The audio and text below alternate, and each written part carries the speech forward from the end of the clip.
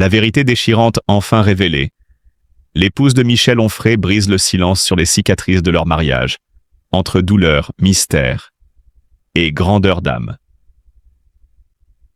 C'était un secret bien gardé, un murmure étouffé dans l'ombre d'un homme admiré. Pendant des années, elle est restée dans le silence, une silhouette discrète, presque évanescente, derrière le penseur flamboyant, l'homme aux idées incandescentes, Michel Onfray. Philosophe du peuple, rebelle de la raison, chevalier solitaire des mots, Onfray a conquis des milliers de cœurs grâce à sa plume tranchante et son esprit incandescent. Mais derrière l'aura de ce géant de la pensée, une femme, son épouse, portait en silence les cicatrices d'un mariage qui, bien que sacré, n'était pas dénué de douleur. Et aujourd'hui, enfin, elle parle. Sa voix tremble à peine lorsqu'elle livre, dans une interview qui a bouleversé les lecteurs les plus aguerris, les souvenirs d'un amour tourmenté, passionnel, incandescent et terriblement humain. Ce n'est pas une confession teintée d'amertume. Non, c'est un cri venu du plus profond de l'âme, un cri d'amour, de souffrance, mais aussi de reconnaissance. Vivre avec un esprit comme Michel, c'est comme habiter un volcan, dit-elle. On brûle d'amour, mais on se consume aussi. Ces mots résonnent, puissants, dans le cœur de tous ceux qui ont aimé, souffert, pardonné. Elle raconte ces nuits de silence, où les livres devenaient ses rivaux. Ces jours où les conférences de Michel étaient si nombreuses qu'elle apprenait ses déplacements par les journaux. Et pourtant, elle ne s'est jamais plainte. Parce qu'elle savait qu'il appartenait à quelque chose de plus grand. Michel n'est pas seulement mon mari. Il est l'écho de milliers de consciences éveillées. Mais derrière cette grandeur, le quotidien l'a blessé. Ce n'est pas Michel l'homme qui m'a blessé, mais Michel le mythe. Celui qu'on attendait partout, celui que l'on acclamait, celui qui donnait sans compter aux autres, mais parfois oubliait qu'il fallait aussi donner un peu à la femme qui l'attendait chez elle, avec un regard plein de tendresse. Les mots sont puissants, douloureux, mais remplis d'une vérité qui ne cherche pas à accuser mais à éclairer. Le moment le plus poignant de son récit survient lorsqu'elle évoque la maladie, cette épreuve silencieuse qu'elle a traversée seule pendant de longs mois. Je ne voulais pas lui dire. Il avait déjà tant à porter sur ses épaules. Et moi, j'étais devenue si invisible dans son monde d'idées. C'est là, dit-elle, qu'elle a compris à quel point elle s'était effacée. À quel point l'amour peut être noble, mais aussi exigeant jusqu'à l'effondrement. Et pourtant, dans ce récit bouleversant, il n'y a pas de rancune, pas de haine.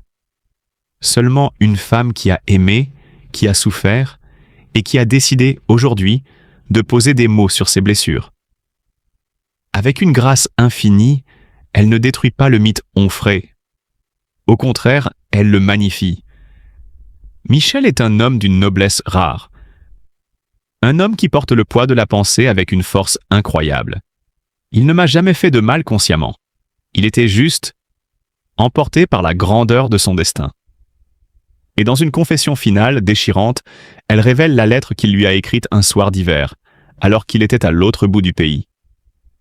Je sais que je t'ai oublié parfois, noyé dans mes idées, mais je ne t'ai jamais cessé de t'aimer.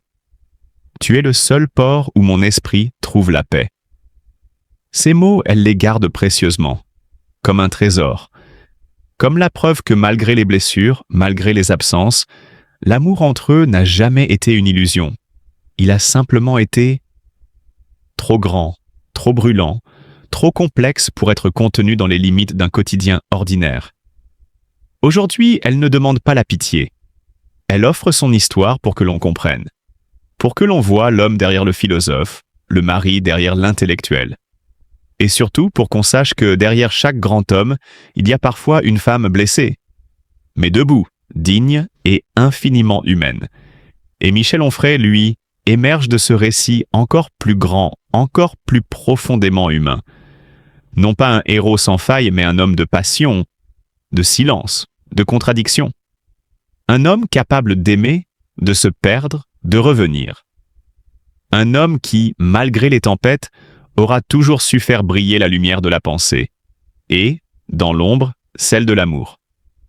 Le philosophe Michel Onfray cache pourtant derrière ces mots une profonde tristesse liée à sa vie personnelle.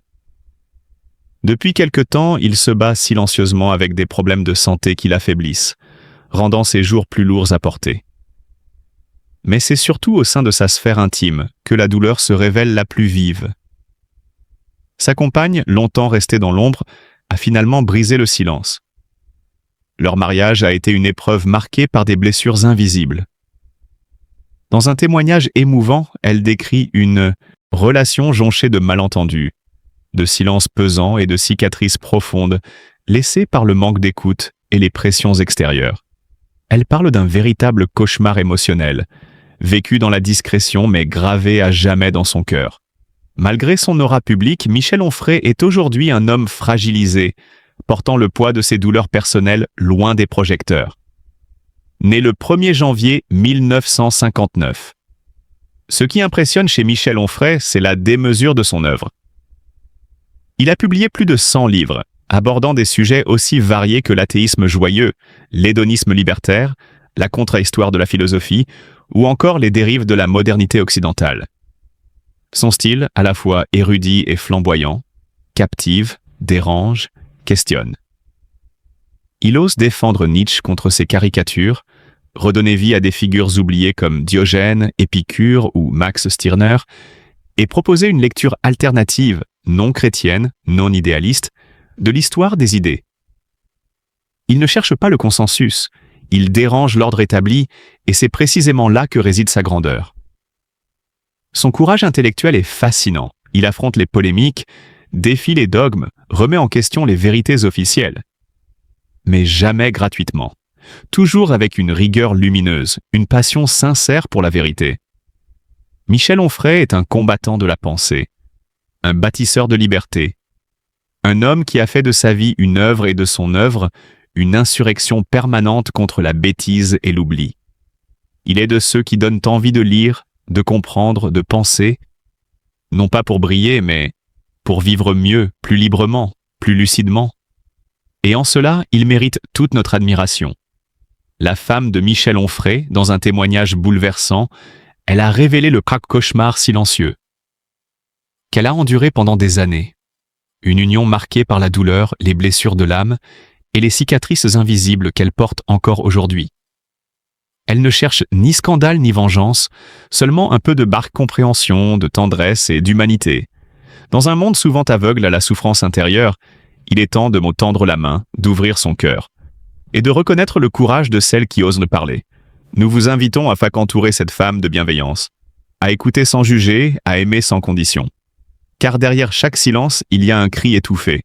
Derrière chaque sourire forcé, une histoire qu'on n'a jamais osé raconter.